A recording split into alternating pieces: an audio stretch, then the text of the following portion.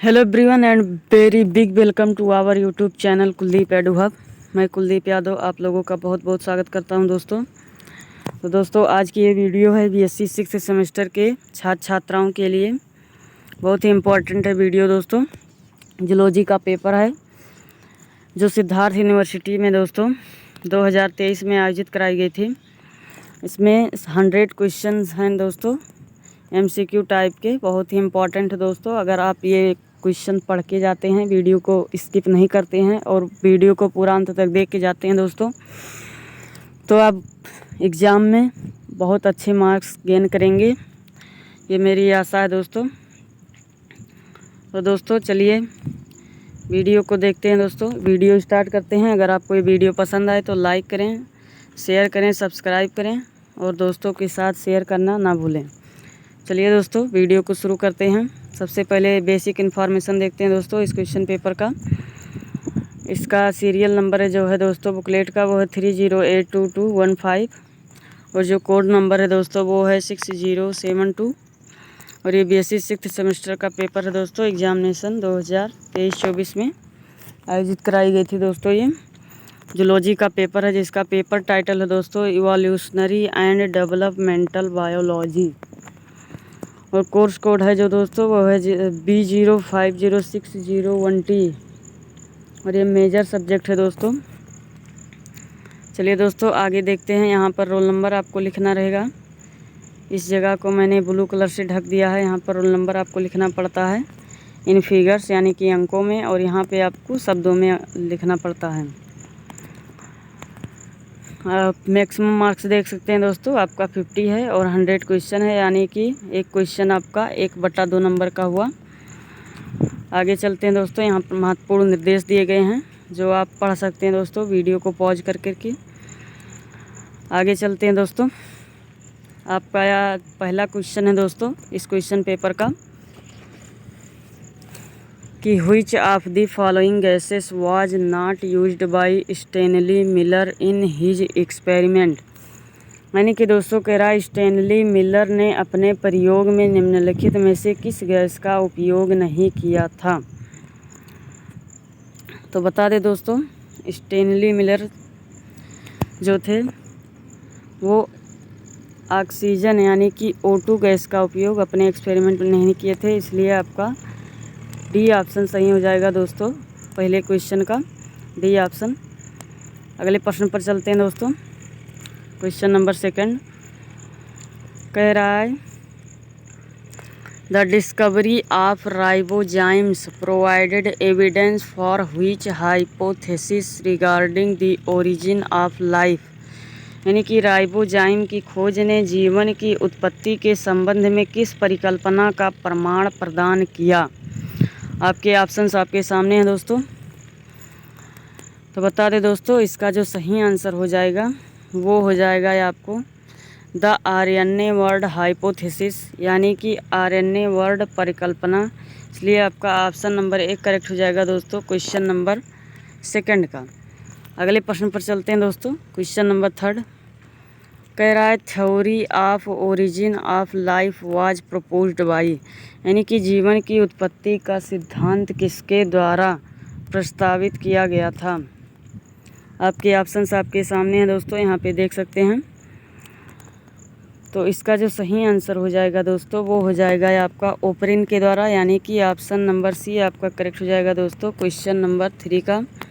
अगले प्रश्न पर चलते हैं दोस्तों क्वेश्चन नंबर 4 की तरफ। कह रहा है Lamarckism is also known as the theory of. यानी कि लेमार्कवाद का सिद्धांत के नाम से भी जाना जाता है। आपके ऑप्शंस आपके सामने हैं दोस्तों, देख सकते हैं यहाँ पे आपके ऑप्शंस आपके सामने हैं। तो इसका जो सही आंसर हो जाएगा वो हो जाएगा दोस्तों इनहेरिटेंस ऑफ एक्वायर्ड कैरेक्टरिस्टिक्स, यानी कि अर्जित लक्षणों की वंशागति है, सही हो जाएगा दोस्तों। ऑप्शन नंबर बी आपका करेक्ट हो जाएगा क्वेश्चन नंबर 4 का दोस्तों। अगले प्रश्न पर चलते हैं दोस्तों क्वेश्चन नंबर 5 की तरफ। कह रहा है दोस्तों Lamarck's theory of evolution was criticized for lacking which of the following. यानी कि लेमार्क के विकासवाद के सिद्धांत की निम्नलिखित में से किस कमी के कारण आलोचना की गई। आपके ऑप्शंस आपके सामने दोस्तों देख सकते हैं यहाँ पे। तो इसका जो सही आंसर हो जाएगा दोस्तों वो हो जाएगा आपका ऑल ऑफ दी एबव, यानी कि जो दोस्तों ऊपर तीनों ऑप्शन हैं इन सब की कारण आलोचना की गई थी दोस्तों, इसलिए आपका ऑप्शन नंबर डी करेक्ट हो जाएगा दोस्तों इस क्वेश्चन का। अगले प्रश्न पर चलते हैं दोस्तों, क्वेश्चन नंबर 6 की तरफ, जो कह रहा है which type of selection involves the process where organisms better adapted to their environment are more likely to survive and reproduce. यानी कि किस प्रकार के चयन में वह प्रक्रिया शामिल होती है जहां जीव अपने पर्यावरण के लिए बेहतर रूप से अनुकूलित होते हैं, उनके जीवित रहने और प्रजनन करने की अधिक संभावना होती है। तो दोस्तों ऑप्शंस आपके सामने हैं, देख सकते हैं यहाँ पे। तो मैं इसका जो सही ऑप्शन होगा वो बताऊंगा दोस्तों, तो वो हो जाएगा आपका नेचुरल सिलेक्शन, यानी कि दोस्तों प्राकृतिक चयन आपका सही हो जाएगा। ऑप्शन नंबर सी आपका करेक्ट हो जाएगा दोस्तों क्वेश्चन नंबर 6 का। अगले प्रश्न पर चलते हैं दोस्तों, क्वेश्चन नंबर 7 की तरफ। कह रहा है what did Lamarck propose happens to body parts that are not used by an organism. यानी कि दोस्तों लेमार्क ने प्रस्तावित किया कि शरीर के उन हिस्सों का क्या होता है जिनका उपयोग किसी जीव द्वारा नहीं किया जाता है। आपके ऑप्शंस आपके सामने हैं दोस्तों, देख सकते हैं यहाँ पर। तो इसका जो सही ऑप्शन हो जाएगा, सही आंसर हो जाएगा वो हो जाएगा दोस्तों आपका दे वीकन एंड इवेंचुअली डिसअपीयर, यानी कि वह कमज़ोर हो जाते हैं और अंततः गायब हो जाते हैं। इसलिए आपका क्वेश्चन नंबर 7 का आपका बी करेक्ट हो जाएगा दोस्तों। अगले प्रश्न पर चलते हैं दोस्तों, क्वेश्चन नंबर 8 की तरफ। कह रहा है what is the process by which humans selectively breed organisms with desirable traits called. यानी कि वह प्रक्रिया क्या कहलाती है जिसके द्वारा मनुष्य वांछनीय गुणों वाले जीवों का चयन करता है। आपके ऑप्शंस आपके सामने दोस्तों देख सकते हैं यहाँ पर। तो इसका जो सही आंसर हो जाएगा, सही ऑप्शन हो जाएगा वो हो जाएगा आपका आर्टिफिशियल सिलेक्शन, यानी कि कृत्रिम चयन। ऑप्शन नंबर सी आपका करेक्ट हो जाएगा दोस्तों इस क्वेश्चन का। अगले प्रश्न पर चलते हैं दोस्तों, क्वेश्चन नंबर 9 की तरफ। कह रहा है Darwin's theory of evolution by natural selection was presented in which of his works. यानी कि प्राकृतिक चयन द्वारा विकास का डार्विन का सिद्धांत उनके किस कार्य में प्रस्तुत किया गया था। आपके ऑप्शंस आपके सामने हैं दोस्तों, देख सकते हैं यहाँ पर। तो इसका जो सही आंसर हो जाएगा वो हो जाएगा आपका दोस्तों वो हो जाएगा on the origin of species, यानी कि प्रजातियों की उत्पत्ति पर दोस्तों। इसलिए आपका ऑप्शन नंबर ए करेक्ट हो जाएगा दोस्तों क्वेश्चन नंबर 9 का। अगले प्रश्न पर चलते हैं दोस्तों, क्वेश्चन नंबर 10 कह रहा है कि what does sexual selection focus on in terms of traits. यानी कि लक्षणों के संदर्भ में यौन चयन किस पर केंद्रित है। आपके ऑप्शंस आपके सामने हैं दोस्तों, देख सकते हैं यहाँ पे। हिंदी इंग्लिश दोनों भाषाओं में है, जिस भाषा में आपको अच्छा लगे उस भाषा में आप पढ़ सकते हैं दोस्तों। तो मैं इसका जो सही आंसर हो जाएगा, जो सही ऑप्शन हो जाएगा वो हो जाएगा ऑप्शन नंबर बी, यानी कि traits that increase mating success, यानी कि ऐसे लक्षण जो निषेचन को बढ़ाते हैं दोस्तों। इसलिए आपका ऑप्शन नंबर बी करेक्ट हो जाएगा क्वेश्चन नंबर 10 का। अगले प्रश्न पर चलते हैं दोस्तों, क्वेश्चन नंबर 11 कह रहा है which of the following is not A factor considered in the modern synthetic theory of evolution. यानी कि निम्नलिखित में से कौन सा कारक विकास के आधुनिक सिंथेटिक सिद्धांत में माना जाने वाला कारक नहीं है। आपके ऑप्शंस आपके सामने दोस्तों, देख सकते हैं यहाँ पे। तो इसका जो सही ऑप्शन हो जाएगा वो हो जाएगा दोस्तों आपका एक्वायर्ड ट्रेट्स, यानी कि अर्जित लक्षण दोस्तों। ऑप्शन नंबर सी आपका करेक्ट हो जाएगा क्वेश्चन नंबर 11 का दोस्तों। अगले प्रश्न पर चलते हैं दोस्तों, क्वेश्चन नंबर 12 कह रहा है modern synthetic theory of evolution is also known as. यानी कि विकास के आधुनिक सिंथेटिक सिद्धांत को इस नाम से भी जाना जाता है। आपके ऑप्शंस आपके सामने हैं दोस्तों, देख सकते हैं यहाँ पे। तो इसका जो सही ऑप्शन हो जाएगा दोस्तों वो हो जाएगा आपका नियो डार्विनियन सिंथेसिस, यानी कि नव डार्विनियन संश्लेषण। आपका ऑप्शन नंबर सी करेक्ट हो जाएगा दोस्तों क्वेश्चन नंबर 12 का। अगले प्रश्न पर चलते हैं दोस्तों, क्वेश्चन नंबर 13। कह रहा genetic variation in population is primarily caused by, यानी कि जनसंख्या में आनुवंशिक भिन्नता मुख्यतः निम्नलिखित कारणों से होती है। आपके ऑप्शंस आपके सामने हैं दोस्तों, देख सकते हैं यहाँ पे। तो इसका जो करेक्ट ऑप्शन हो जाएगा दोस्तों वो हो जाएगा आपका म्यूटेशंस एंड जेनेटिक रिकॉम्बिनेशन, यानी कि उत्परिवर्तन और आनुवंशिक पुनर्संयोजन के कारण दोस्तों जनसंख्या में आनुवंशिक भिन्नता होती है। इसलिए आपका ऑप्शन नंबर डी करेक्ट हो जाएगा दोस्तों क्वेश्चन नंबर 13 का। अगले प्रश्न पर चलते हैं दोस्तों, क्वेश्चन नंबर 14। कह रहा है what is it called when two species trigger evolutionary changes in each other, यानी कि जब दो प्रजातियां एक दूसरे में विकासवादी परिवर्तन लाती हैं तो इसे क्या कहा जाता है।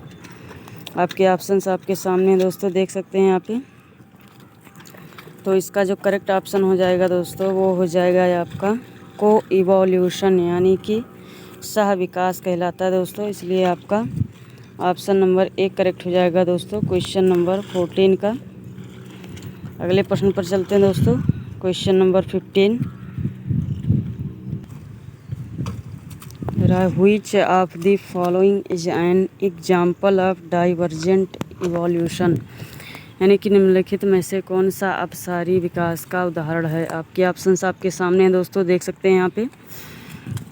तो इसका मैं करेक्ट आंसर बताने जा रहा हूँ, हो जाएगा आपका एनालॉगस ऑर्गन्स, यानी कि दोस्तों ऑप्शन नंबर बी आपका करेक्ट हो जाएगा दोस्तों। अनुरूप अंग इसको बोलते हैं हिंदी में।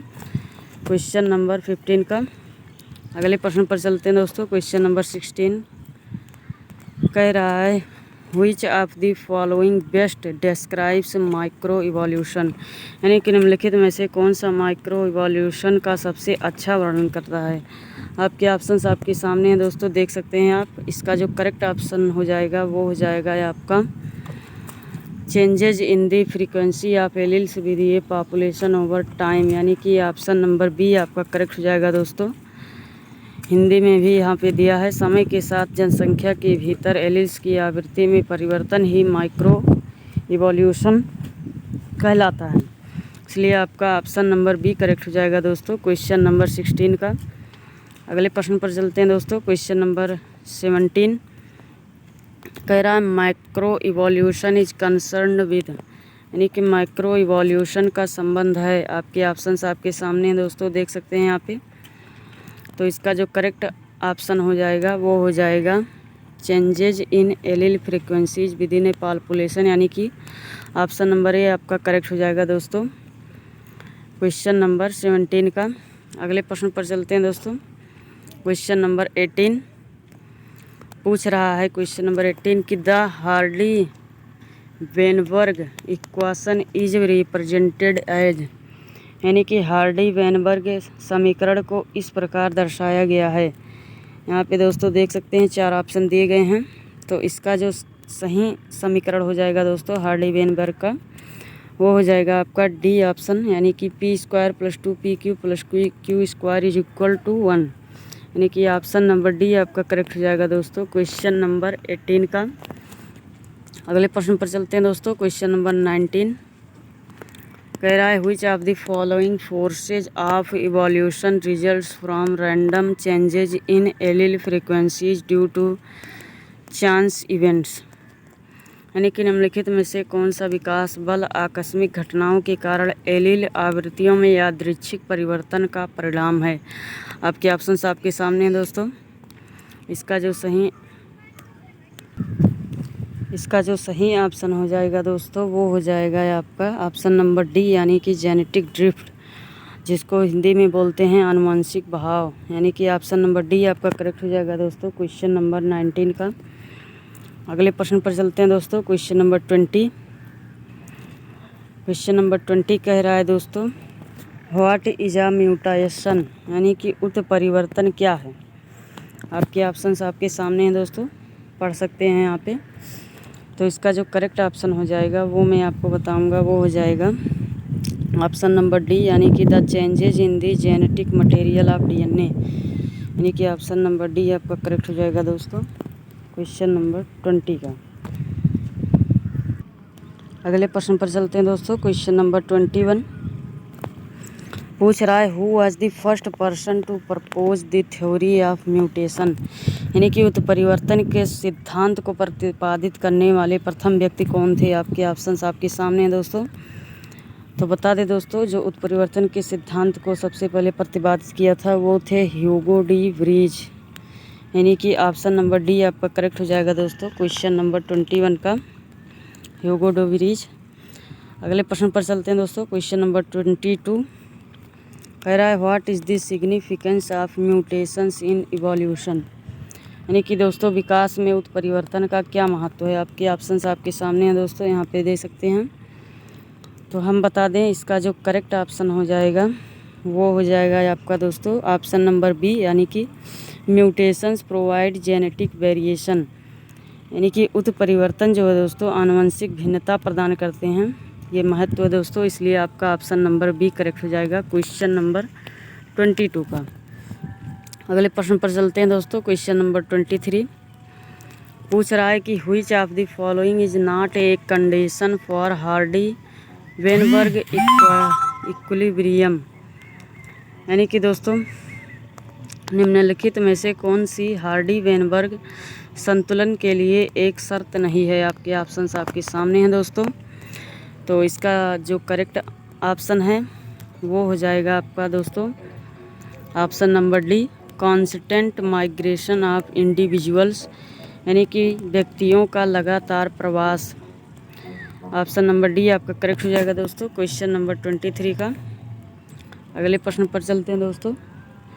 क्वेश्चन नंबर 24 पूछ रहा है what process describes the formation of new species, यानी कि कौन सी प्रक्रिया नई प्रजातियों के निर्माण का वर्णन करती है। आपके ऑप्शंस आपके सामने हैं दोस्तों, यहाँ पे देख सकते हैं। इसका मैं करेक्ट ऑप्शन बताऊंगा, वो हो जाएगा आपका ऑप्शन नंबर बी, स्पेसिएशन, यानी कि दोस्तों हिंदी में जिसको बोले तो वो हो जाएगा आपका विशिष्टता। ऑप्शन नंबर बी आपका करेक्ट हो जाएगा दोस्तों क्वेश्चन नंबर 24 का, स्पेसिएशन। अगले प्रश्न पर चलते हैं दोस्तों। क्वेश्चन नंबर 25 पूछ रहा है नेचुरल सिलेक्शन एक्ट्स ऑन, यानी कि प्राकृतिक चयन किस पर कार्य करता है। आपके ऑप्शंस आपके सामने हैं दोस्तों, देख सकते हैं यहाँ पे। तो इसका जो करेक्ट ऑप्शन हो जाएगा वो हो जाएगा आपका ऑप्शन नंबर बी, पॉपुलेशंस, यानी कि जनसंख्याओं पर प्राकृतिक चयन कार्य करता है, यानी कि ऑप्शन नंबर बी करेक्ट हो जाएगा दोस्तों क्वेश्चन नंबर 25 का। अगले प्रश्न पर चलते हैं दोस्तों। क्वेश्चन नंबर 26 पूछ रहा है the wings of bats and birds which have different structures but serve the same purpose of light are examples of, यानी कि हिंदी में कहें तो दोस्तों पूछ रहा है चमगादड़ और पक्षियों के पंख जिनकी संरचना अलग अलग होती है लेकिन उड़ान का उद्देश्य एक ही होता है, इसके उदाहरण हैं। आपके ऑप्शंस आपके सामने हैं दोस्तों, देख सकते हैं। तो इसका जो करेक्ट ऑप्शन हो जाएगा वो हो जाएगा option number B, analogous structures, यानी कि अनुरूप संरचनाएं। ऑप्शन नंबर बी करेक्ट हो जाएगा दोस्तों क्वेश्चन नंबर 26 का। आपका अगला प्रश्न जो पूछा गया था दोस्तों क्वेश्चन नंबर 27, वो कह रहा था the change in colour of peppered moths in response to industrial pollution is an example of, यानी कि औद्योगिक प्रदूषण के प्रतिक्रिया में पेपर्ड मॉथ्स के रंग में परिवर्तन को निम्नलिखित में से कौन सा उदाहरण है। आपके ऑप्शंस आपके सामने दिए गए हैं दोस्तों। इसका जो करेक्ट ऑप्शन होगा वो हो जाएगा आपका दोस्तों option number C, natural selection, यानी कि प्राकृतिक चयन आपका सही ऑप्शन हो जाएगा दोस्तों option number C question number 27 का। अगले प्रश्न पर चलते हैं दोस्तों, देखते हैं क्या पूछा गया था दोस्तों which of the following is an example of ये होमोलॉगस स्ट्रक्चर, यानी कि निम्नलिखित में से कौन सा एक समजातीय संरचना का उदाहरण है। आपके ऑप्शंस आपके सामने दोस्तों देख सकते हैं यहाँ पे। तो इसका जो करेक्ट ऑप्शन हो जाएगा वो हो जाएगा आपका दोस्तों option number B, the flippers of dolphins and four limbs of horses, यानी कि डॉल्फिन की फ्लिपर्स और घोड़ों की अग्रपात जो है दोस्तों वो समजातीय संरचना का उदाहरण है। इसलिए आपका ऑप्शन नंबर बी करेक्ट हो जाएगा क्वेश्चन नंबर 28 का। अगले प्रश्न पर चलते हैं दोस्तों। क्वेश्चन नंबर 29 पूछ रहा है, which fossil is considered A connecting link between reptiles and birds, यानी कि किस जीवाश्म को सरीसृपों और पक्षियों के बीच जोड़ने वाली कड़ी माना जाता है। आपके ऑप्शंस आपके सामने दिए गए हैं दोस्तों, देख सकते हैं आप स्क्रीन पर। तो इसका जो करेक्ट ऑप्शन हो जाएगा वो हो जाएगा आपका option number B. Option number B आपका हो जाएगा दोस्तों आर्कियोपेट्रिक्स, यानी ऑप्शन नंबर बी आपका करेक्ट हो जाएगा क्वेश्चन नंबर 29 का। आर्कियोप्टेरिक्स को दोस्तों सरीसृपों और पक्षियों के बीच जोड़ने वाली कड़ी माना जाता है। अगले प्रश्न पर चलते हैं दोस्तों। क्वेश्चन नंबर 30 पूछ रहा है, which of the following is an example of A vestigial structure in humans, यानी कि निम्नलिखित में से कौन सा मानव में अवशेषी संरचना का उदाहरण है। आपके ऑप्शंस आपके सामने हैं दोस्तों। अवशेषी संरचना का उदाहरण पूछ रहा है तो वो हो जाएगा दोस्तों आपका वर्मीफॉर्म अपेंडिक्स, यानी कि ऑप्शन नंबर डी आपका करेक्ट हो जाएगा दोस्तों क्वेश्चन नंबर 30 का। अगले प्रश्न पर चलते हैं दोस्तों। क्वेश्चन नंबर 31 की तरफ पूछा गया था, which of the following is A scientific study of fossils, यानी कि निम्नलिखित में से कौन जीवाश्मों का वैज्ञानिक अध्ययन है। आपके ऑप्शंस आपके सामने दिए गए हैं दोस्तों, देख सकते हैं यहाँ पे। तो हम बता दें दोस्तों, जीवाश्मों का जो वैज्ञानिक अध्ययन है उसको जो कहते हैं दोस्तों वो है पैलियोंटोलॉजी, यानी कि ऑप्शन नंबर ए आपका करेक्ट हो जाएगा जीवाश्म विज्ञान, इसको हिंदी में बोलते हैं दोस्तों। आप क्वेश्चन नंबर 31 का ऑप्शन ए करेक्ट हो जाएगा। अगले प्रश्न पर चलते हैं दोस्तों। क्वेश्चन नंबर 32 पूछा गया था, what is the process more likely to result in fossilization when an animal dies, यानी कि जब कोई जीव मर जाता है तो उसकी अधिक संभावना किस प्रक्रिया में होती है जिससे वह जीवाश्म हो जाता है। आपके ऑप्शंस आपके सामने दिए गए हैं दोस्तों, देख सकते हैं स्क्रीन पर। तो इसका जो करेक्ट ऑप्शन हो जाएगा वो हो जाएगा दोस्तों option number A, left exposed to the elements. Option number A आपका करेक्ट हो जाएगा दोस्तों, जिसको हिंदी में कहेंगे तत्वों के संपर्क में छोड़ दिया जाता है, यानी कि पर्यावरण के। इसलिए आपका ऑप्शन नंबर ए करेक्ट हो जाएगा क्वेश्चन नंबर 32 का। अगले प्रश्न पर चलते हैं दोस्तों। Question number 33। अभी 100 क्वेश्चन है दोस्तों, वीडियो के अंत तक बने रहेगा। ऐसे ही मज़ेदार और इम्पॉर्टेंट क्वेश्चंस आपके लिए हम लेकर आए हैं दोस्तों आज के पेपर में। चलते हैं दोस्तों क्वेश्चन नंबर 33 की तरफ, जो पूछा गया था, which type of fossilisation process involves minerals replacing the organic material of N organism, यानी कि किस प्रकार की जीवाश्मीकरण प्रक्रिया में किसी जीव के कार्बनिक पदार्थ की जगह लेने वाले खनिज शामिल होते हैं। आपके ऑप्शंस आपके सामने हैं दोस्तों, देख सकते हैं स्क्रीन पे। तो मैं इसका करेक्ट ऑप्शन होगा वो बताऊंगा दोस्तों, वो हो जाएगा ऑप्शन नंबर ए, पेट्रीफाइड फॉसिल, यानी कि ऑप्शन नंबर ए आपका करेक्ट हो जाएगा दोस्तों। पेट्रीफाइड जीवाश्म को ही खनिज शामिल होते हैं दोस्तों कार्बनिक पदार्थ की जगह, इसलिए आपका ऑप्शन नंबर ए करेक्ट हो जाएगा क्वेश्चन नंबर 33 का। अगले प्रश्न पर चलते हैं दोस्तों। क्वेश्चन नंबर 34 पूछ रहा है, व्हाट आर कोप्रोलाइट्स, यानी कि कोप्रोलाइट्स क्या है। आपके ऑप्शंस आपके सामने दिए गए हैं दोस्तों, देख सकते हैं स्क्रीन पे। इसका जो सही आंसर हो जाएगा वो हो जाएगा आपका फॉसिलाइज्ड फिशेस, यानी कि ऑप्शन नंबर बी आपका करेक्ट हो जाएगा दोस्तों। जीवाश्म मल को ही कोप्रोलाइट्स कहा जाता है। अगले प्रश्न पर चलते हैं दोस्तों। क्वेश्चन नंबर 35 पूछ रहा है, what dating method relies on the decay of radio active isotopes in minerals, यानी कि कौन सी डेंटिंग विधि खनिजों में रेडियोधर्मी आइसोटोप के क्षय पर निर्भर करती है। आपके ऑप्शंस आपके सामने दोस्तों देख सकते हैं यहाँ पे। तो इसका जो करेक्ट ऑप्शन हो जाएगा वो हो जाएगा आपका दोस्तों option number B, radiometric dating. Option number B correct हो जाएगा क्वेश्चन नंबर 35 का। अगले प्रश्न पर चलते हैं दोस्तों। क्वेश्चन नंबर 36 पूछ रहा है, what is the earliest known ancestor of the horse living approximately 50 million years ago and resembling small dog. यानी कि दोस्तों हिंदी में बोले तो घोड़े का सबसे पहला ज्ञात पूर्वज कौन सा है जो लगभग 50 मिलियन वर्ष पहले जीवित था और एक छोटे कुत्ते जैसा दिखता था। बहुत ही इंटरेस्टिंग क्वेश्चन है दोस्तों। आपके ऑप्शन आपके सामने दिए गए हैं, यहाँ पे देख सकते हैं। तो इसका जो सही आंसर हो जाएगा दोस्तों वो हो जाएगा इयोहिपस, यानी कि इसको हाइराकोथियम भी बोलते हैं दोस्तों, इसलिए आपका ऑप्शन नंबर डी करेक्ट हो जाएगा क्वेश्चन नंबर 36 का। अगला प्रश्न देखते हैं दोस्तों। क्वेश्चन नंबर 37 पूछा गया था, which scientist proposed the biological species concept. यानी कि निम्नलिखित में से किस वैज्ञानिक ने जैविक प्रजाति अवधारणा का प्रस्ताव रखा। आपके ऑप्शंस आपके सामने दोस्तों देख सकते हैं यहाँ पे। तो इसका जो सही आंसर हो जाएगा वो हो जाएगा दोस्तों अर्नेस्ट मेयर, यानी कि ऑप्शन नंबर सी आपका करेक्ट हो जाएगा क्वेश्चन नंबर 37 का। अगले प्रश्न पर चलते हैं दोस्तों। क्वेश्चन नंबर 38 जो पूछा गया था, biological species concept is particularly useful for which type organisms. यानी कि जैविक प्रजाति अवधारणा किस प्रकार के जीवों के लिए विशेष रूप से उपयोगी है। आपके ऑप्शंस आपके सामने दिए गए हैं दोस्तों, यहाँ पे दे सकते हैं।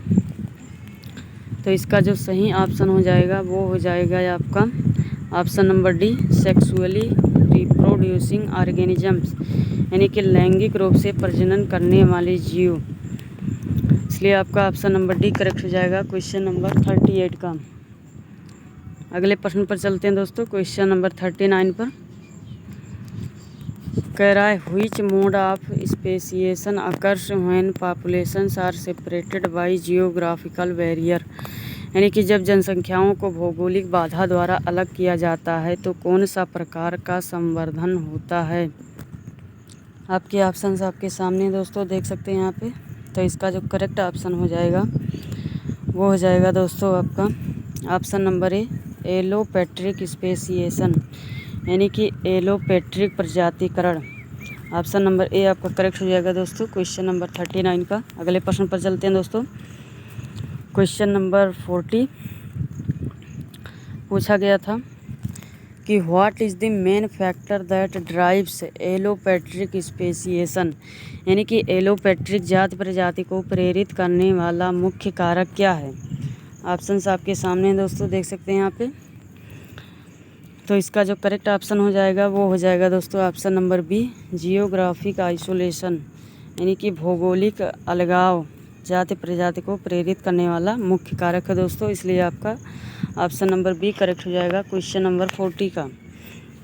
अगले प्रश्न पर चलते हैं दोस्तों। क्वेश्चन नंबर 41 कह रहा है, what is the characteristic feature of sympatric speciation. यानी कि सिम्पैट्रिक प्रजातिकरण की एक विशिष्ट विशेषता क्या है। आपके ऑप्शंस आपके सामने हैं दोस्तों, देख सकते हैं स्क्रीन पर। तो इसका जो करेक्ट ऑप्शन हो जाएगा वो हो जाएगा option number D, polyploidy. Option number D आपका करेक्ट हो जाएगा दोस्तों क्वेश्चन नंबर 41 का। अगले प्रश्न पर चलते हैं दोस्तों। क्वेश्चन नंबर 42 कह रहा है, in which mode of speciation do new species evolve from a single ancestral species in the same geographic area. यानी कि किस प्रकार के प्रजातिकरण में एक ही औद्योगिक क्षेत्र में एक ही पैतृक प्रजाति से नई प्रजातियां विकसित होती हैं। आपके ऑप्शंस आपके सामने हैं दोस्तों, देख सकते हैं। तो इसका जो सही आंसर हो जाएगा दोस्तों वो हो जाएगा आपका सिम्पैट्रिक स्पेसिएशन, यानी कि ऑप्शन नंबर बी आपका करेक्ट हो जाएगा दोस्तों क्वेश्चन नंबर 42 का। अगले प्रश्न पर चलते हैं दोस्तों। क्वेश्चन नंबर 43 पूछा गया था which of the following is a possible cause of mass extinction due to its ability to create a nuclear winter effect, यानी कि निम्नलिखित में से कौन सा परमाणु शीत प्रभाव पैदा करने की क्षमता के कारण बड़े पैमाने पर विलुप्त होने का संभावित कारण है। आपके ऑप्शंस आपके सामने हैं दोस्तों, देख सकते हैं यहाँ पे। तो इसका जो करेक्ट ऑप्शन हो जाएगा वो हो जाएगा दोस्तों आपका ऑप्शन नंबर डी, एस्टेरॉयड और कॉमेट इम्पैक्ट, यानी कि क्षुद्र ग्रह या धूमकेतु प्रभाव के द्वारा दोस्तों। ऑप्शन नंबर डी आपका करेक्ट हो जाएगा क्वेश्चन नंबर 43 का। अगले प्रश्न पर चलते हैं दोस्तों, क्वेश्चन नंबर 44 की तरफ, जो पूछा गया है events that reduce the oxygen levels in the oceans such as massive algal blooms can lead to, यानी कि ऐसी घटनाएं जो महासागरों में ऑक्सीजन के स्तर को कम कर देती हैं, जैसे कि बड़े पैमाने पर शैवाल का खिलना, निम्न को जन्म दे सकता है। आपके ऑप्शंस आपके सामने हैं दोस्तों। तो इसका जो करेक्ट ऑप्शन हो जाएगा दोस्तों वो हो जाएगा आपका option number C, oceanic anoxia, यानी कि महासागरीय एनॉक्सिया दोस्तों। ऑप्शन नंबर सी आपका करेक्ट हो जाएगा क्वेश्चन नंबर 44 का। ऐसे ही और मज़ेदार क्वेश्चन है दोस्तों, आप वीडियो में अंत तक बने रहिएगा। आप अपना क्वेश्चन पेपर भी मिला सकते हैं सिद्धार्थ यूनिवर्सिटी वाले। अगले प्रश्न पर चलते हैं दोस्तों, क्वेश्चन नंबर 45। क्वेश्चन नंबर 45 जो था दोस्तों, पूछा गया था the event that caused the end of the dinosaurs around 66 million years ago is called is, यानी कि वह घटना जिसके कारण लगभग 66 मिलियन वर्ष पहले डायनासोर का अंत हुआ कहलाती है। यानी कि दोस्तों सीधा सीधा कहें तो वह कौन सी घटना थी जिसके कारण 66 मिलियन वर्ष पहले डायनासोर का अंत हो गया दोस्तों। इन्हीं ऑप्शन, चारों ऑप्शन में से आपका एक ऑप्शन सही है और वो है दोस्तों आपका ऑप्शन नंबर डी, जिसको कहते हैं दोस्तों क्रेटिशियम पैलियोजीन एक्सटिंक्शन, यानी कि ऑप्शन नंबर डी आपका करेक्ट हो जाएगा दोस्तों क्वेश्चन नंबर 45 का। अगले प्रश्न पर चलते हैं दोस्तों, क्वेश्चन नंबर 46। पूछा गया था the period known as the age of amphibians is, यानी कि वह अवधि जिसे उभयचरों का युग कहा जाता है क्या कहलाता है। आपके ऑप्शंस आपके सामने हैं दोस्तों। तो बता दें दोस्तों, उभयचरों का युग जो है उसको कहते हैं कार्बोनिफेरस काल, यानी कि कार्बोनिफेरस पीरियड इंग्लिश में बोले तो दोस्तों उसको बोलते हैं कार्बोनिफेरस पीरियड। इसलिए आपका ऑप्शन नंबर बी करेक्ट हो जाएगा दोस्तों क्वेश्चन नंबर 46 का। अगले प्रश्न पर चलते हैं दोस्तों, क्वेश्चन नंबर 47। देखते हैं क्या पूछा गया था दोस्तों। आप वीडियो के अंत तक बने रहें दोस्तों, और वीडियो पसंद आए तो लाइक करें, सब्सक्राइब करें और चैनल को सब्सक्राइब करना ना भूलें दोस्तों, क्योंकि वीडियो बनाने में मेहनत लगती है।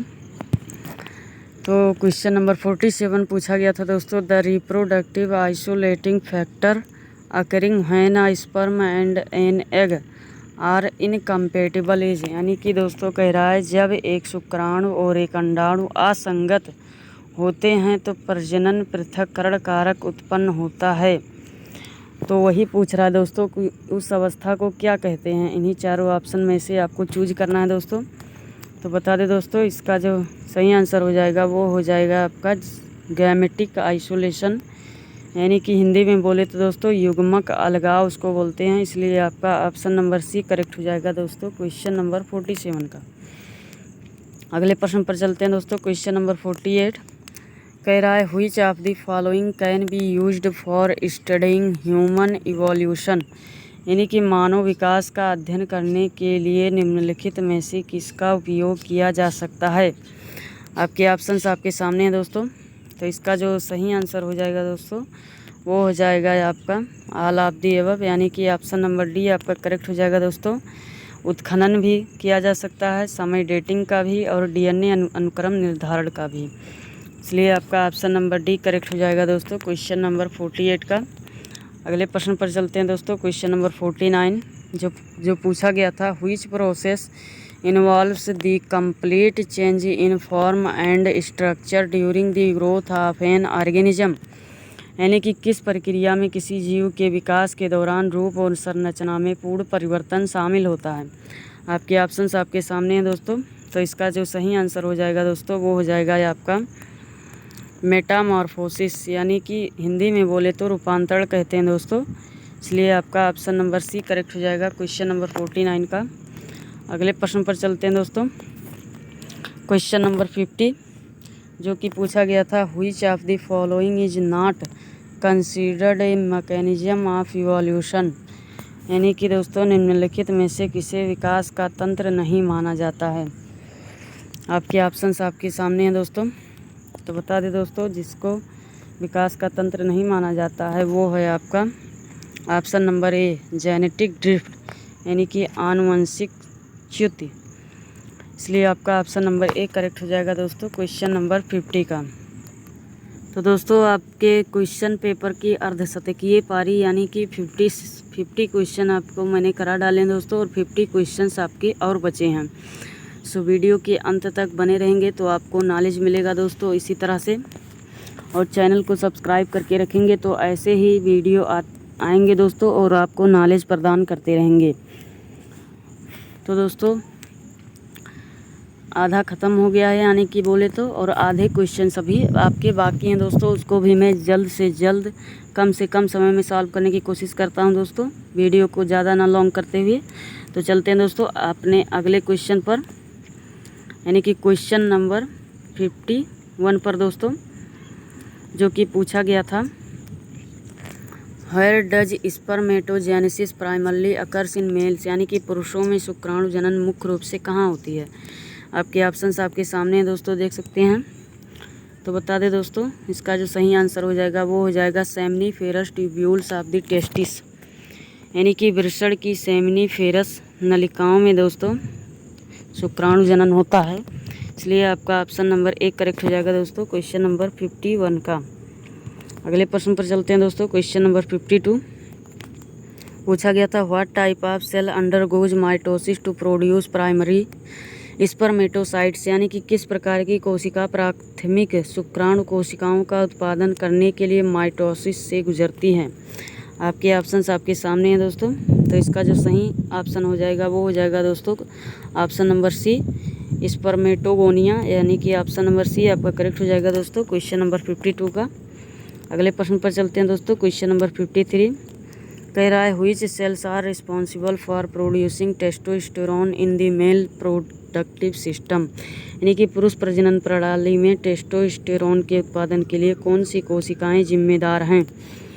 आपके ऑप्शंस आपके सामने हैं दोस्तों।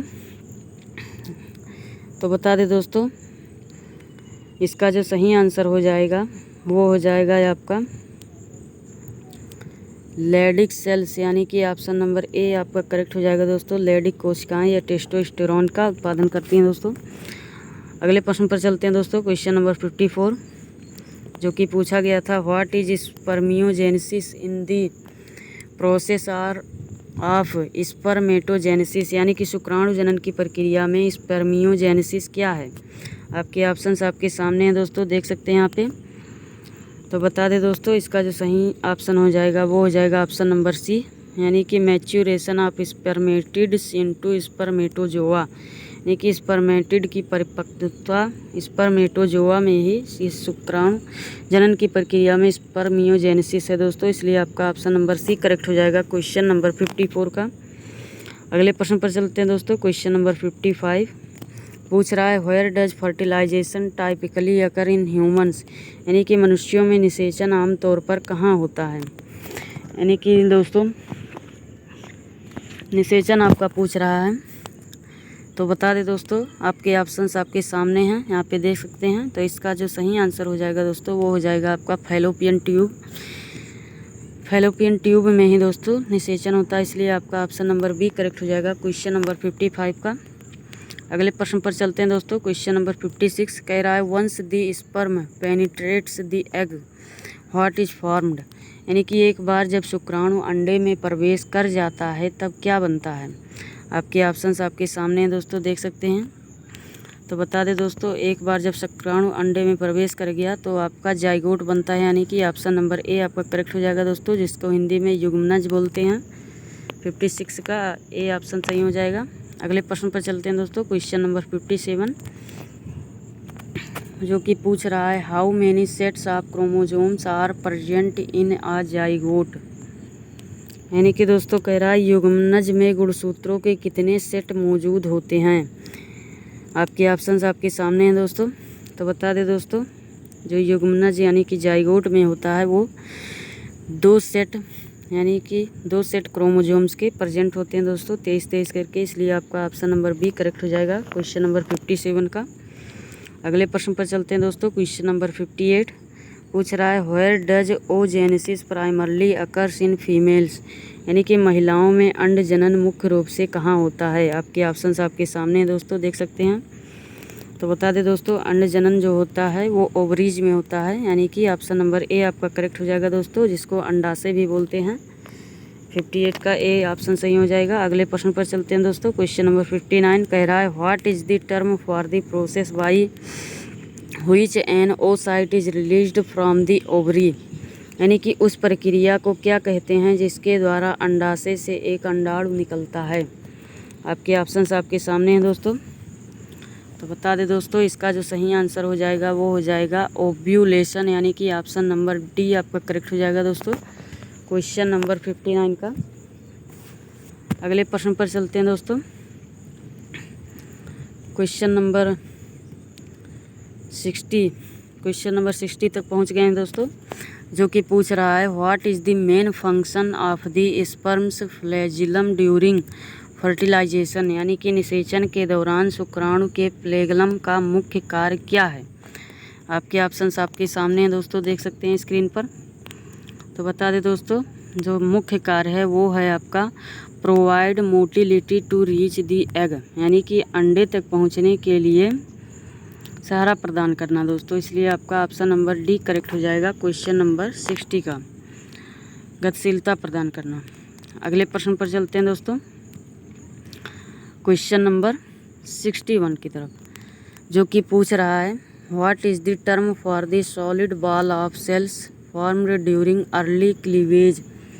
यानी कि दोस्तों प्रारंभिक विदलन के दौरान बनी कोशिकाओं की ठोस गेंद को क्या कहा जाता है। आपके ऑप्शंस आपके सामने हैं दोस्तों। तो बता दें दोस्तों, उसको जो कहा जाता है वो कहा जाता है मोरुला। यानी कि ऑप्शन नंबर बी आपका करेक्ट हो जाएगा दोस्तों, क्वेश्चन नंबर 61 का। अगले प्रश्न पर चलते हैं दोस्तों। क्वेश्चन नंबर 62, जो कि पूछ रहा है what type of cleavage results in cells of equal size. यानी कि समान आकार की कोशिकाओं में किस प्रकार के विदलन का परिणाम होता है। आपके ऑप्शंस आपके सामने हैं दोस्तों। तो इसका जो सही आंसर हो जाएगा वो हो जाएगा दोस्तों होलोब्लास्टिक क्लीवेज। यानी कि ऑप्शन नंबर सी आपका करेक्ट हो जाएगा दोस्तों, क्वेश्चन नंबर 62 का। अगले प्रश्न पर चलते हैं दोस्तों। क्वेश्चन नंबर 63 कह रहा है कि what are the 3 primary germ layers formed during gastrulation. यानी कि गैस्ट्रुलेशन के दौरान बनने वाली 3 जो प्राथमिक रोगाणु परतें हैं वो कौन सी हैं दोस्तों, ये पूछ रहा है आपका। तो बता दें दोस्तों, जो 3 परतें हैं वो है आपका एक्टोडर्म, मेसोडर्म एंड एंडोडर्म। इसलिए आपका ऑप्शन नंबर डी करेक्ट हो जाएगा दोस्तों, क्वेश्चन नंबर 63 का। अपने अगले प्रश्न पर चलते हैं दोस्तों। क्वेश्चन नंबर 64 पूछा गया था the ectoderm gives rise to which structures. यानी कि एक्टोडर्म जो है दोस्तों किन संरचनाओं को जन्म देता है। आपके ऑप्शंस आपके सामने हैं दोस्तों, चारों ऑप्शंस देख सकते हैं स्क्रीन पर। तो बता दें दोस्तों, इसका जो सही आंसर हो जाएगा वो हो जाएगा skin, nervous system and sense organs. यानी कि त्वचा, तंत्रिका तंत्र और इंद्रिय अंग। यानी कि ऑप्शन नंबर सी आपका करेक्ट हो जाएगा दोस्तों, क्वेश्चन नंबर 64 का।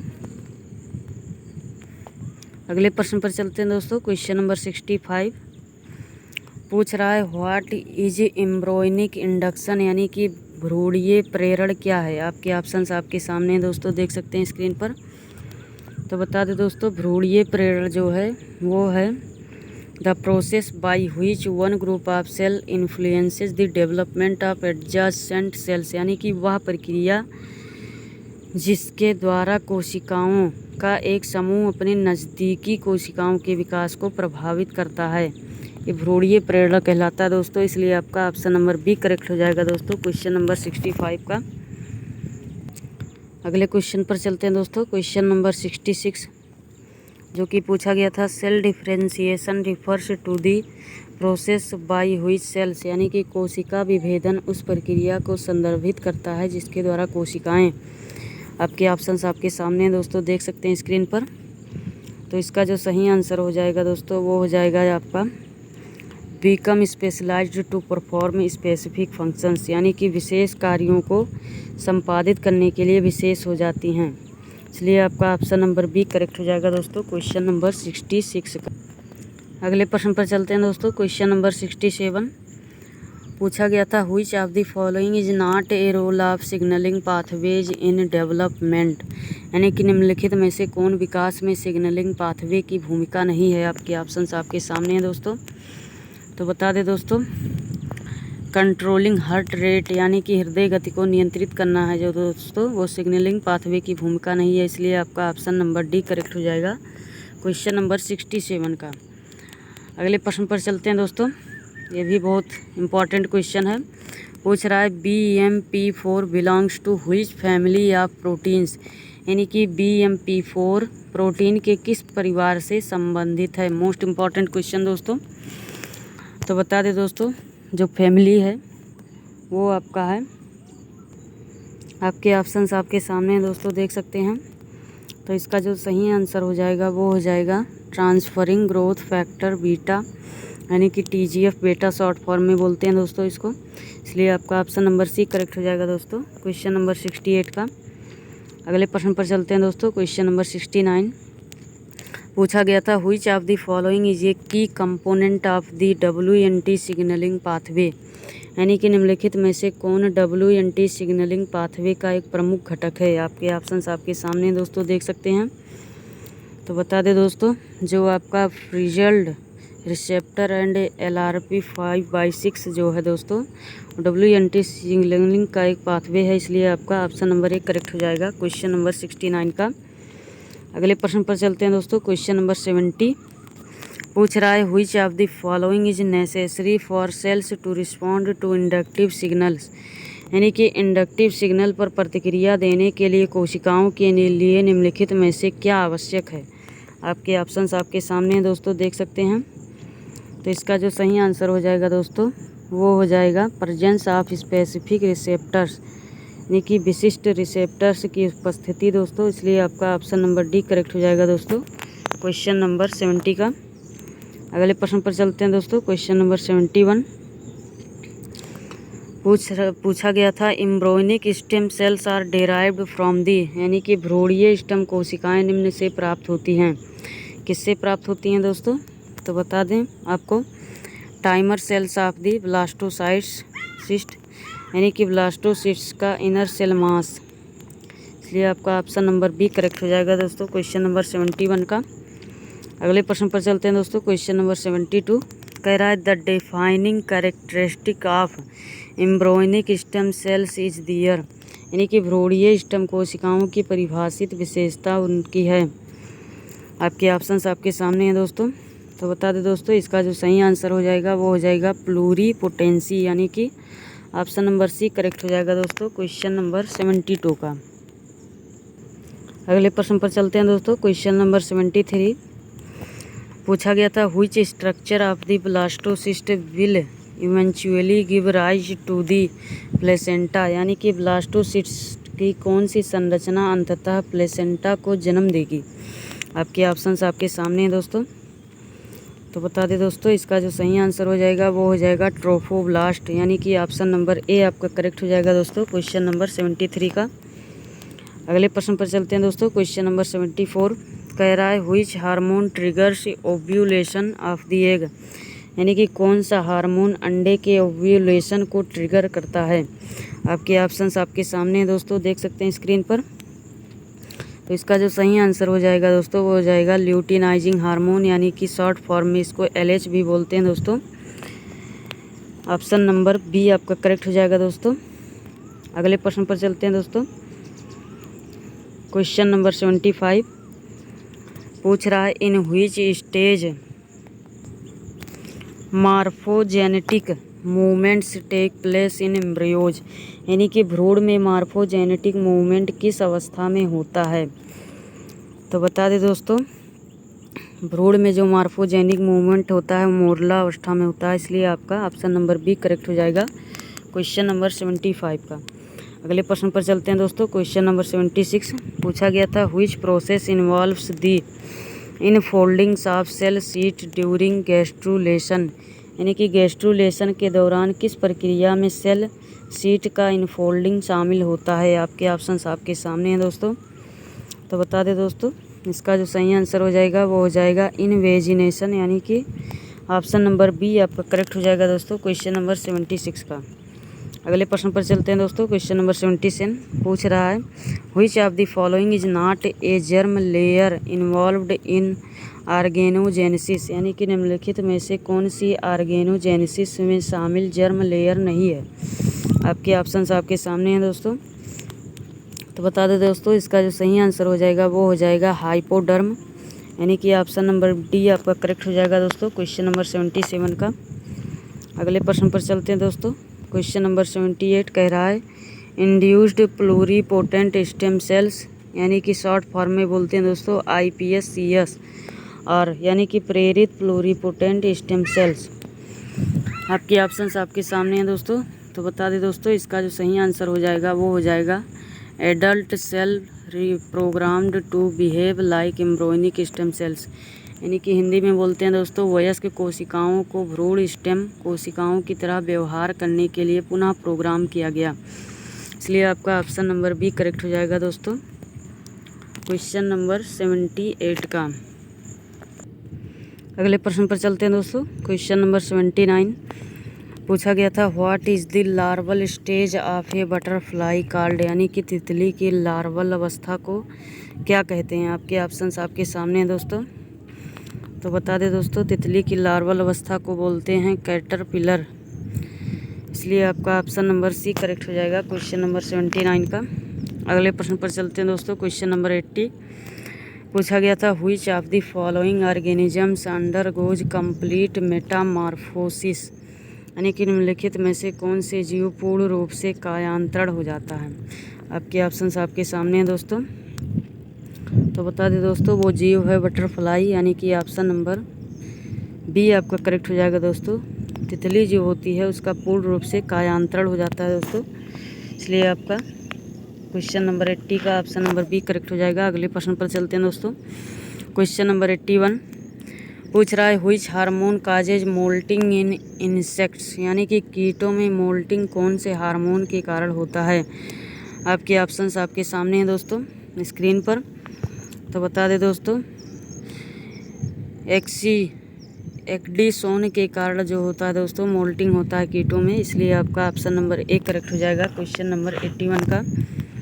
अगले प्रश्न पर चलते हैं दोस्तों। क्वेश्चन नंबर 82 पूछा गया था, which gene is referred to as the master control gene for eye development, यानी कि नेत्र विकास के लिए किस जीन को मास्टर कंट्रोल जीन कहा जाता है दोस्तों। इम्पॉर्टेंट क्वेश्चन है दोस्तों, आपकी परीक्षा में फिर से पूछ सकता है दोस्तों, इसलिए आपको इसका ध्यान रखिएगा। तो बता दें दोस्तों, इसका जो सही आंसर हो जाएगा वो हो जाएगा आपका PAX6, यानी कि ऑप्शन नंबर बी आपका करेक्ट हो जाएगा दोस्तों क्वेश्चन नंबर 82 का। अगले प्रश्न पर चलते हैं दोस्तों। क्वेश्चन नंबर 83 पूछा गया था, which of the following organelles arises from the optic vesicle during embryonic development, यानी कि निम्नलिखित में से कौन सा अंग भ्रूण के विकास के दौरान ऑप्टिक वेसिकल से उत्पन्न होता है। तो बता दें दोस्तों, वो अंग है आपका आई, यानी कि आँख, इसलिए आपका ऑप्शन नंबर डी करेक्ट हो जाएगा दोस्तों क्वेश्चन नंबर 83 का। ये भी इम्पॉर्टेंट क्वेश्चन है दोस्तों, परीक्षा में फिर से पूछ सकता है। अगला प्रश्न चलते हैं दोस्तों क्वेश्चन नंबर 84 की तरफ। कह रहा है, limb bud is a structure that forms early invertebrate limb development due to the interaction between, यानी कि लिम्ब बड एक संरचना है जो कशेरुकी लिम्ब विकास के आरंभ में किसके बीच परस्पर क्रिया के कारण बनती है। तो बता दें दोस्तों, इसका जो सही आंसर हो जाएगा वो हो जाएगा एक्टोडर्म एंड मीजोडर्म, यानी कि ऑप्शन नंबर ए आपका करेक्ट हो जाएगा दोस्तों क्वेश्चन नंबर 84 का। अगले प्रश्न पर चलते हैं दोस्तों। क्वेश्चन नंबर 85 पूछा गया था द एपिकल एक्टोडर्मल रिज, यानी कि शॉर्ट फॉर्म में बोले तो AER is most important for the, यानी कि एपिकल एक्टोडर्मल रिज इसके लिए सबसे महत्वपूर्ण है। तो बता दें दोस्तों, जो होता है आपका इसका जो सही आंसर हो जाएगा वो हो जाएगा dorsal ventral patterning of the limb, यानी कि ऑप्शन नंबर बी आपका करेक्ट हो जाएगा दोस्तों क्वेश्चन नंबर 85 का। अगले प्रश्न पर चलते हैं दोस्तों। क्वेश्चन नंबर 86 पूछा गया था which hormone is initiating and regulating Metamorphosis in amphibians, यानी कि कौन सा हार्मोन उभयचरों में कायांतरण को आरंभ और नियंत्रित करता है। आपके ऑप्शंस आपके सामने हैं दोस्तों, स्क्रीन पर देख सकते हैं। इसका जो सही आंसर हो जाएगा वो हो जाएगा दोस्तों थायरॉक्सिन, जो हार्मोन होता है वो उभयचरों में कायांतरण को आरंभ और नियंत्रित करता है, इसलिए आपका ऑप्शन नंबर 1 करेक्ट हो जाएगा दोस्तों क्वेश्चन नंबर 86 का। अगले प्रश्न पर चलते हैं दोस्तों। क्वेश्चन नंबर 87 पूछा गया था which type of Metamorphosis do most frogs and toads exhibit, यानी कि दोस्तों कह रहा है अधिकांश मेढक और टोड किस प्रकार का कायांतरण प्रदर्शित करते हैं। आपके ऑप्शंस आपके सामने हैं दोस्तों, तो बता दें इसका जो सही आंसर हो जाएगा वो हो जाएगा आपका प्रोग्रेसिव मेटामॉर्फोसिस, यानी कि ऑप्शन नंबर सी आपका करेक्ट हो जाएगा दोस्तों क्वेश्चन नंबर 87 का। अगले प्रश्न पर चलते हैं दोस्तों। क्वेश्चन नंबर 88 पूछा गया था what does neoteny refer to, यानी कि न्यूटेनी किसको संदर्भित करता है। आपके ऑप्शंस आपके सामने हैं दोस्तों, देख सकते हैं। तो इसका जो सही आंसर हो जाएगा दोस्तों वो हो जाएगा आपका the retention of larval or embryonic traits in the adult body, यानी कि ऑप्शन नंबर बी आपका करेक्ट हो जाएगा दोस्तों क्वेश्चन नंबर 88 का। वयस्क शरीर में लार्वा या भ्रूण के लक्षणों का प्रतिधारण न्यूटेनी को संदर्भित करता है। अगले प्रश्न पर चलते हैं दोस्तों। क्वेश्चन नंबर 89 पूछा गया था the type of metamorphosis where the insect goes through 4 stage egg larva pupa and adult is known as, यानी कि काया पलट का वह प्रकार जहाँ कीट 4 चरणों में गुजरता है, अंडा, लार्वा, प्यूपा और वयस्क, उसे क्या कहा जाता है। आपके ऑप्शंस आपके सामने हैं दोस्तों, तो बता दें इसका जो सही आंसर हो जाएगा दोस्तों वो हो जाएगा कंप्लीट मेटामॉर्फोसिस, यानी कि पूर्ण काया पलट, इसलिए आपका ऑप्शन नंबर बी करेक्ट हो जाएगा दोस्तों क्वेश्चन नंबर 89 का। अगले प्रश्न पर चलते हैं दोस्तों। क्वेश्चन नंबर 90 पूछा गया था where is juvenile hormone released from in insects, यानी कि कीटों में जुवेनाइल हार्मोन कहाँ से स्रावित होता है। तो बता दें दोस्तों, जो कार्पोरा एलाटा होता है वहाँ से स्रावित होता है, इसलिए आपका ऑप्शन नंबर डी करेक्ट हो जाएगा क्वेश्चन नंबर 90 का। अगले प्रश्न पर चलते हैं दोस्तों। क्वेश्चन नंबर 91 कह रहा है which of the following insect orders is ametabolous, यानी कि निम्नलिखित में से कौन सा ऑर्डर अमेटाबोलस है। आपके ऑप्शंस आपके सामने हैं दोस्तों, तो बता दें दोस्तों इसका जो सही आंसर हो जाएगा वो हो जाएगा थाईसानुरा, यानी कि सिल्वर फिश, इसलिए आपका ऑप्शन नंबर 1 करेक्ट हो जाएगा क्वेश्चन नंबर 91 का। अगले प्रश्न पर चलते हैं दोस्तों। क्वेश्चन नंबर 92 पूछा गया था what is the process by which salamanders regenerate lost limbs, यानी कि वह कौन सी प्रक्रिया है जिसके द्वारा सैलामेंडर खोए हुए अंगों को पुनः उत्पन्न करते हैं। आपके ऑप्शंस आपके सामने हैं दोस्तों, तो बता दें दोस्तों जो ब्लास्टेमा का बनना होता है, यानी कि ब्लास्टेमा फॉर्मेशन उसी के द्वारा होता है दोस्तों, इसलिए आपका ऑप्शन नंबर सी करेक्ट हो जाएगा। अगले प्रश्न पर चलते हैं दोस्तों। Question number 93 what type of regeneration occurs in salamanders, यानी कि सैलामेंडर में किस प्रकार का पुनर्जनन होता है। आपके ऑप्शंस आपके सामने हैं, इसका जो सही आंसर हो जाएगा वो हो जाएगा आपका एपीमॉर्फोसिस, यानी कि ऑप्शन नंबर सी आपका करेक्ट हो जाएगा क्वेश्चन नंबर 93 का। अगले प्रश्न पर चलते हैं दोस्तों। Question number 94 which of the following acts as an organizer in hydra, यानी कि निम्नलिखित में से कौन हाइड्रा में एक ऑर्गेनाइजर के रूप में कार्य करता है। आपके ऑप्शंस आपके सामने हैं दोस्तों। इसका जो सही आंसर हो जाएगा वो हो जाएगा आपका हाइपोस्टोम, यानी कि ऑप्शन नंबर डी आपका करेक्ट हो जाएगा दोस्तों क्वेश्चन नंबर 94 का। अगले प्रश्न पर चलते हैं दोस्तों। क्वेश्चन नंबर 95 कह रहा है what type of regeneration is observed in hydra, यानी कि हाइड्रा में किस प्रकार का पुनर्जनन देखा जाता है। ऑप्शंस आपके सामने हैं दोस्तों। इसका जो सही आंसर हो जाएगा वो हो जाएगा आपका मार्फेलोसेक्सी, यानी कि ऑप्शन नंबर बी आपका करेक्ट हो जाएगा दोस्तों क्वेश्चन नंबर 95 का। अगले क्वेश्चन पर चलते हैं दोस्तों। क्वेश्चन नंबर 96 कह रहा है सैलामेंडर्स बिलोंग टू व्हिच ऑर्डर, यानी कि सैलामेंडर किस ऑर्डर से संबंधित है। आपके ऑप्शंस आपके सामने हैं दोस्तों। तो बता दें दोस्तों, सैलामेंडर जो है वो ओरोडेला ऑर्डर से संबंधित है, इसलिए आपका ऑप्शन नंबर ए करेक्ट हो जाएगा क्वेश्चन नंबर 96 का। अगले प्रश्न पर चलते हैं दोस्तों। क्वेश्चन नंबर 97 कह रहा है the type of cleavage found in insect is, यानी कि कीड़ों में पाई जाने वाली विदलन का प्रकार है। आपके ऑप्शंस आपके सामने हैं दोस्तों। इसका जो सही आंसर हो जाएगा दोस्तों वो हो जाएगा आपका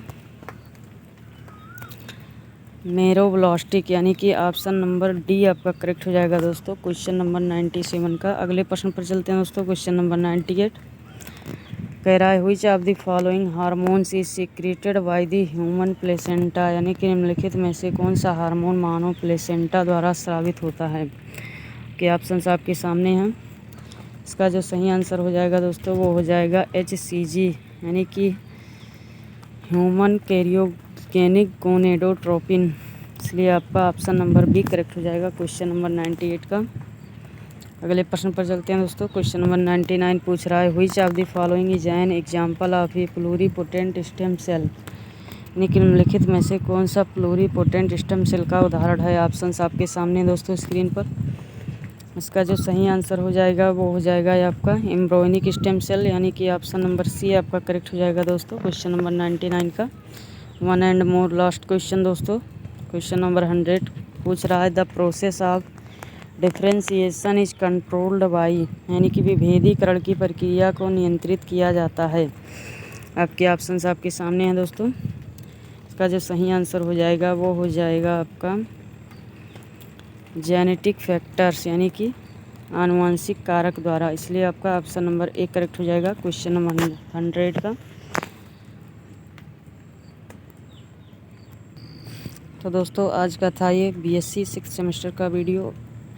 आशा करता हूँ कि वीडियो पसंद आएगा, तो लाइक करें, सब्सक्राइब करें। धन्यवाद। मिलते हैं नेक्स्ट वीडियो में, तब तक के लिए बाय।